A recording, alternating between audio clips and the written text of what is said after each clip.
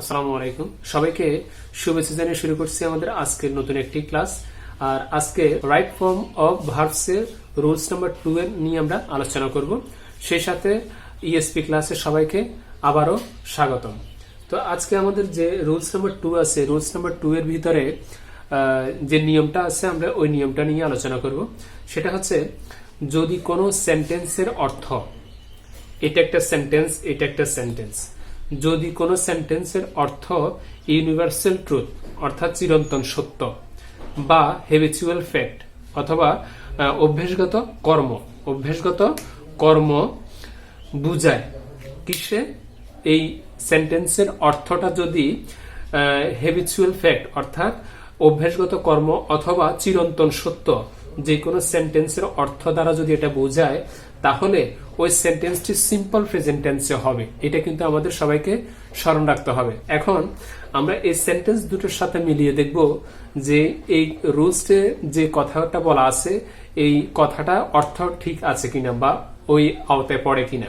এখানে আছে the earth move round the sun, যে পৃথিবীটা সূর্যের চারিদিকে ঘোরে, পৃথিবীটা সূর্যের চারিদিকে ঘোরে, এটা একটা চিরন্তন সত্য কথা।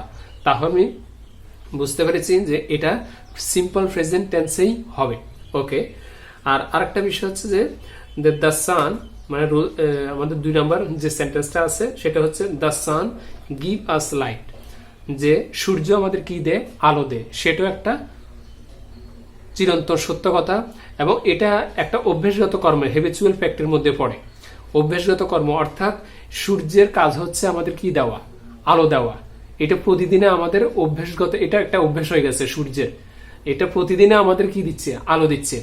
হয়তোবা আমরা অনেক সময় দেখি যে আকাশ মেঘলা, কিন্তু না, সূর্যের সময় কি উঠে থাকে এবং অস্ত যায়। তো এখন হয়তো মেঘাচ্ছন্নের কারণে আমরা সূর্যের আলোটা আমরা পাই না বা দেখতে পাই না, কিন্তু এটা একটা সূর্যের যদি আমরা কাজের দিক দিয়ে হিসেব করি তাহলে এটা অভ্যাসগত কর্মের মধ্যেই পড়ে।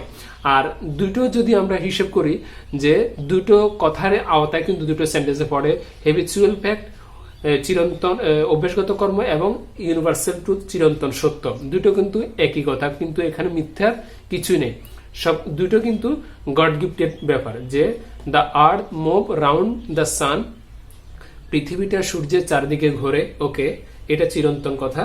আবার the sun give us light, the sun give us light, যে সূর্য আমাদের কি দেয়, আলো দেয়, এটা একটা সত্য কথা। তাহলে এখন আমাদেরকে রুলস এর কথা অনুসারে আমাদের কি করতে হবে, এটা সমাধান করতে হবে। আর এখানে বলছে যে যদি রুলস এর এই কথার আলোকে থাকে দুটো সেন্টেন্স, যে কোনো সেন্টেন্স যদি থাকে, তাহলে ওই সেন্টেন্সটা সিম্পল প্রেজেন্ট টেন্সে হয়ে থাকে। অর্থাৎ আমি রুলস 1 এই কথাটা বলেছিলাম, সিম্পল প্রেজেন্ট টেন্স মানে হচ্ছে প্রেজেন্ট ইনডিফিনিট টেন্স।